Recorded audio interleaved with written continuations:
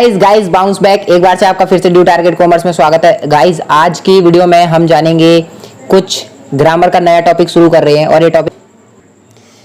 ये टॉपिक जो है काफ़ी इंटरेस्टिंग है। यहाँ पे हम जानेंगे पर्यायवाची और विलोम अनेकार्थी। वैसे आपने छोटी क्लासेस में इनके बारे में काफ़ी सुना होगा, लेकिन ये 10th के पॉइंट ऑफ व्यू से भी one of the most important topic है। इसमें से काफ़ी सारे क्वेश्चन फ्रेम होते हैं, तो आपको इसको ध्यान से समझना है। लास्ट तक पूरी वीडियो को ध्यान से एकदम अच्छे से देखना है, और अगर वीडियो अच्छा लगे, समझ आए, तो वीडियो को लाइक करके जाना है, ठीक है। और अगर आप नए आए हो तो चैनल को सब्सक्राइब कर देना है। तो चलो आज का ये देख लेते हैं। सबसे पहले हम यहाँ जानेंगे गाइस शब्द क्या होते हैं। गाइस देखो, मैं यहाँ पे आपको एक एक चीज़ एक दूसरे से लिंक करके बताऊँगा।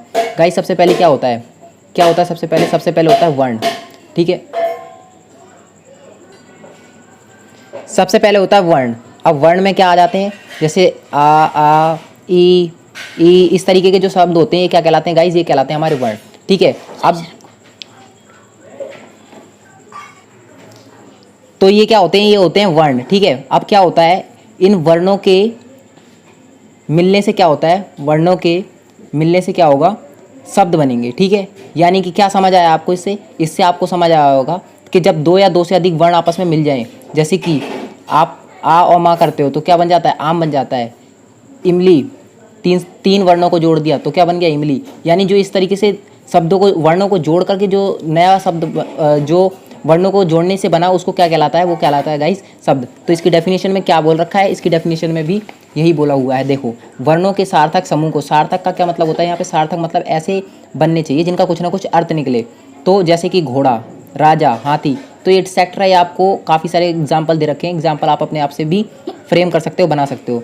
नेक्स्ट क्वेश्चन क्या है, शब्द भंडार किसे कहते हैं। अब शब्द भंडार का क्या मतलब होता है गाइस, देखो हर एक भाषा में कुछ ना कुछ शब्द है, ठीक है। जैसे हिंदी में भी शब्द हैं, इंग्लिश में भी शब्द हैं, मराठी में भी शब्द है, गुजराती, बंगाली, इन सारी भाषाओं में क्या है, कुछ ना कुछ शब्द है। तो इन शब्दों का जो भंडार है, यानी जो शब्द आप यूज़ करते हो, तो जिस भाषा में जौन से शब्द यूज़ हो रहे हैं उन शब्दों का जो भंडार है उसे ही क्या कहा जाता है, शब्द भंडार। यानी कि किसी भाषा में प्रयुक्त हो रहे हैं अभी, और हो भी सकते हैं आगे फ्यूचर में, और आ सकते हैं, उसमें नए ऐड हो सकते हैं, तो उसे क्या कहा जाता है, उसे कहा जाता है शब्द भंडार। आई होप आपको क्लियर हो गया होगा अच्छे से। अब नेक्स्ट आता है थर्ड, क्या किसी भाषा के, ये आपको इंपॉर्टेंट नहीं है, रिलेवेंट नहीं है, यहाँ से बात आती है इंपॉर्टेंट, शब्दों का वर्गीकरण किस आधार पर किया गया है। अब गाइस देखो, हमने बात कर ली शब्द क्या होते हैं, तो अब शब्दों को भी कुछ तरीके से कैटेगराइज किया गया है। सबसे पहले ये देखो, शब्दों को 3 तरीके से कैटेगराइज किया गया है। पहला, अर्थ के आधार पर, यानी कि शब्दों के क्या क्या मीनिंग निकलेंगे, क्या क्या अर्थ निकलेंगे। दूसरा, प्रयोग के आधार पर, यानी कि हमने उसको किस तरीके से अपने तरीके से प्रयोग किया और उस प्रयोग के आधार पर बना दिया इसको। दूसरा, इतिहास, उद्गम के आधार पर। उद्गम का क्या मतलब होता है, उद्गम यानी कहाँ से उत्पन्न हुए, कहाँ से पैदा हुए, ठीक है। तो इसके आधार पर हमने शब्दों को अलग भागों में बांटा। दूसरा, रचना के आधार पर, उनकी रचना कैसे हुई, ठीक है, शब्दों की रचना कैसे हुई उसके आधार पर। और तीसरा, व्याकरण के आधार पर। तो इन सब का भी हम सेपरेटली मीनिंग जानते हैं, क्या है इनका, किस तरीके से सेपरेटली यूज़ होते हैं। सबसे पहले अर्थ के आधार पर, पहला था अर्थ के आधार पर। अर्थ के आधार में हमने कितने तरीके से शब्दों को बांटा, एकार्थी, अनेकार्थी, पर्यायवाची, विलोमार्थी। अब आप तो इन सब से वाकिफ़ होंगे, आप इन सब से पहले से ही फेमिलियर हैं, आपको इन चीज़ों के बारे में पहले से ही काफ़ी कुछ पता है। अब बात कर लेते हैं हम एकार्थी की। एकार्थी कौन से होते हैं गाइस, वो शब्द होते हैं जिनका सामान्यतः केवल एक ही अर्थ निकलता है। अब एक अर्थ निकलने का क्या मतलब है, अगर मैं कहूँ किसी का नाम है मोहन, तो अब क्या आप मोहन को सोहन, तोहन, इस तरीके से कुछ और मतलब निकाल सकते हो। मोहन का मतलब मोहन भाई, सीधी सी बात है, नाम है, यानी कि उसका कोई और मतलब नहीं निकल रहा। तो इसका मतलब ये है कि जिस शब्द का सिर्फ एक ही अर्थ निकले तो क्या कहलाते हैं, एकार्थी शब्द कहलाते हैं। तो अब हम कौन से एकार्थी शब्द में डालेंगे, यानी किसी भी व्यक्ति का नाम, तो वो सारे किसमें आ जाएंगे, एकार्थी शब्दों में। नेक्स्ट क्वेश्चन, अनेकार्थी शब्द किसे कहते हैं। अनेकार्थी, इसके नाम से ही पता चल रहा है, अनेक और प्लस अर्थ, यानी कि जिसके एक से ज़्यादा अर्थ निकले। अब कैसे निकलेंगे, देखो गाइस, जैसे कि आपने सुना है टैक्स, टैक्स यानी हिंदी में मैं इसको कर भी बोलता हूँ, ठीक है। तो अब देखो, इसका टैक्स भी है, कर भी है, ठीक है, और इसको आप ऋण भी बोल सकते हो, ठीक है। और इसे एक कर का मतलब आपका हाथ भी होता है, कर यानी हाथ। तो इस तरीके से एक कर शब्द के इतने सारे मीनिंग निकल रहे हैं, इसलिए इसको क्या कहा गया, अनेकार्थी शब्द। I hope guys you got the point and this is clear, ठीक है। नाउ समरूपी शब्द, ये रिलेवेंट पॉइंट नहीं है, बात आती है पर्यायवाची की। अब पर्यायवाची, लेट्स मूव फॉरवर्ड टू पर्यायवाची। तो अब यहाँ से बात आती है गाइस पर्यायवाची। पर्यायवाची का क्या मतलब होता है गाइस, जो एक शब्द के कई सारे शब्द हों, यानी कि जब अनेक शब्द एक ही शब्द का एक ही अर्थ का बोध कराएं। तो आपको डेफिनेशन, यानी कि जब मैं तरह तरह के शब्द बोलूँगा आपके सामने, लेकिन आपको लगेगा इनका मतलब तो सबका सेम ही है, फिर अलग अलग क्यों बोलना। तो ऐसे शब्द जिनका शब्द तो अलग अलग है लेकिन उनका मीनिंग सेम है, उसे बोला जाता है पर्यायवाची। जैसे कि घोड़े को आप अश्व भी बोलते हो, है भी बोल सकते हो, तुरंग भी बोल सकते हो, ये घोड़े के सारे नाम है। तो अश्व बोलो, है बोलो, तुरंग बोलो, है तो घोड़ा ही, तो मीनिंग तो इसका घोड़ा ही निकल रहा है, इसलिए ऐसे शब्द क्या कहलाते हैं, पर्यायवाची शब्द। और ये आपका बोर्ड में भी पूछा गया है, 2009 के पेपर में सेट ए में आ चुका है।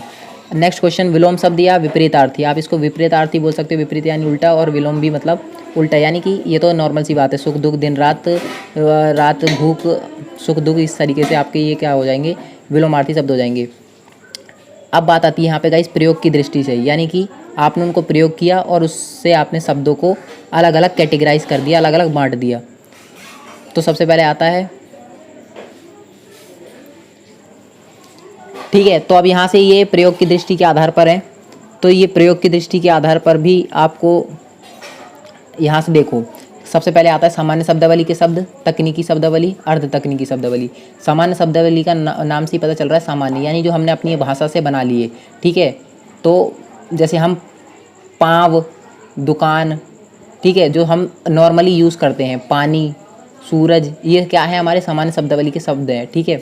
तकनीकी शब्दावली यानी ऐसी शब्दावली, ऐसे शब्द जो कहाँ पे ऑफिस वर्क में यूज़ होते हैं, जैसे विज्ञान, प्रशंसक, बैंक, न्यायालय, चिकित्सक, ये ऐसे शब्द जो कि कहाँ पे ऑफिसेज में बड़े कामों के लिए यूज़ होते हैं, वो तकनीकी शब्दावली कहलाती है। अर्ध तकनीकी यानी कि जिसमें कि सामान्य भाषा के शब्द भी हैं और कुछ तकनीकी शब्द भी हैं। अर्ध तकनीकी शब्दावली वह है जिसका प्रयोग सामान्य व्यक्ति भी करते हैं, यानी नॉर्मल पर्सन भी। तकनीकी शब्दावली कौन यूज़ करते हैं, सिर्फ पढ़े लिखे लोग और जिनको थोड़ा बहुत नॉलेज है, सिर्फ वही तकनीकी यूज़ करते हैं। और अर्ध तकनीकी सामान्य लोग भी, पढ़े लिखे हैं नहीं है वो भी यूज़ कर लेते हैं, तथा जो विशेषज्ञ हैं उस भाषा के वो भी ठीक से। जैसे इधर ऑप्शन में आपका बीएसएफ फोर्स, यानी एक बल, आर्मी के लिए। देखो हमारे लिए तो ये क्या है, बीएसएफ फोर्स एक आर्मी का बल है, लेकिन एक इंसान के लिए, नॉर्मल पर्सन के लिए बल कौन सा है, आदमी का बल है, ठीक है। यानी नॉर्मल इसको समझेगा कि बल यानी एक कोई मेहनत का काम, लेकिन हमारे लिए बीएसएफ क्या है, एक फोर्स है, ठीक है, यानी आर्मी की बात हो रही है। अब इतिहास, स्रोत या उद्गम, मैंने बताया उद्गम यानी कि उत्पत्ति के आधार पर। कौन कौन से हैं, तत्सम शब्द, तद्भव, देसी, विदेशी। तत्सम शब्द कौन से होते हैं गाइस, जो संस्कृत के शब्द जो एज इट इज़, कोई बदलाव नहीं करा, कुछ नहीं किया, डायरेक्ट हमने क्या किए, हिंदी में डाल लिए और उनको यूज़ कर रहे हैं, तो वो कौन से कहलाते हैं, तत्सम शब्द। तद्भव शब्द क्या होते हैं, वो शब्द जिनको हमने अपनी भाषा में बदल लिया, संस्कृत को कन्वर्ट कर लिया। कैसे कन्वर्ट कर लिया, जैसे कि आप दुग्ध बोलते हो, हिंदी संस्कृत में दुग्ध बोलते हो, हिंदी में उसको आपने दूध कर दिया। तो इस तरीके से आपने संस्कृत को, अगर दुग्ध को मैं डायरेक्ट संस्कृत से हिंदी में यूज़ करता तो वो तो तत्सम हो जाता, लेकिन अगर मैं उसको बदल के यूज़ कर रहा हूँ दूध लिख के, तो वो क्या हो गया, तद्भव। अब देसी क्या होते हैं, देसी वो शब्द होते हैं जो हमारी देसी भाषा में बोले जाते हैं, ठीक है। तो वो शब्द कौन से होते हैं, देसी शब्द, जैसे कि गुटका, ये डिबिया, इस तरीके के जो शब्द होते हैं वो देसी शब्द होते हैं, ठीक है। पगड़ी, तो इस तरीके से जो हम अपनी भाषा में बना के बोलते हैं। और लुटिया हो गया, इस तरीके के शब्द क्या होते हैं, देसी शब्द। विदेशी शब्द कौन से होते हैं, जो विदेशी भाषा से हमारी हिंदी भाषा में एंटर कर गए हैं और वो यूज़ हो रहे हैं, जैसे कि रेलगाड़ी और ऑफिस। तो ये हिंदी में, ये है तो अंग्रेजी के, लेकिन क्या हो गया, ये अभी हिंदी में यूज़ हो रहे हैं। That's it for today's guys. If you like this video, अभी इसका कुछ कंटेंट बाकी है, वो मैं नेक्स्ट वीडियो में कराऊंगा, तो आप चैनल को सब्सक्राइब करके रखो और बेल आइकन को भी दबा लो ताकि आपको इसकी वीडियो जल्दी ही प्राप्त हो जाए। थैंक्स।